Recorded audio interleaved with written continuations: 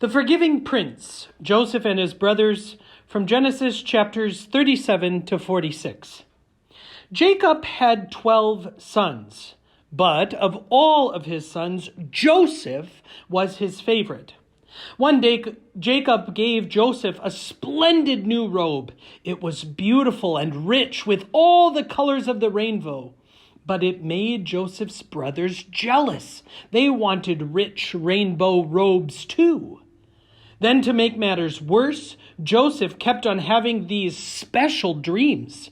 I dreamed I was the greatest. I was king, Joseph told his brothers, and you all bowed down to me. Now, I'm sure you know, even if Joseph didn't, that telling your brothers things like that isn't a very good idea. Joseph's brothers hated him even more. They wanted to kill Joseph and his dreams. And one day, that's exactly what they tried to do. They tore Joseph's rainbow robe off of him and sold him to slave traders for 20 pieces of silver. The traders took Joseph to Egypt and made him into a slave. The brothers went home and lied to their father, telling him that Joseph was dead. That's the end of that dreamer, they thought. But they were wrong. God had a magnificent dream for Joseph's life, and even when it looked like everything had gone wrong, God would use it all to help make the dream come true. God would use everything that was happening to Joseph to do something good. Meanwhile, though things were not looking good for Joseph in Egypt, he was far from home and far from his dad. And then he got blamed for something he didn't do. And even though he had done nothing wrong, he was punished and thrown in jail. But God had not left Joseph.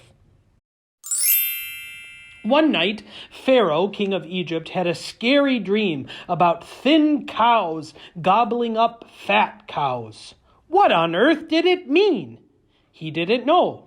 But Joseph was a dream expert, so Pharaoh sent for him. It means a famine is coming, Joseph explained. There won't be enough food. Pharaoh was so pleased by Joseph's skill that he immediately took Joseph out of jail and made him a prince. Now back home, Joseph's brothers had run out of food and everyone was hungry. God's special family was in danger. If they didn't get food soon, they would starve to death. So Joseph's brothers traveled to Egypt to buy food. They came and knelt before the new prince. His brothers didn't know that the prince was Joseph. But Joseph knew who they were. Joseph's dream, the one about his brothers bowing down to him, was coming true.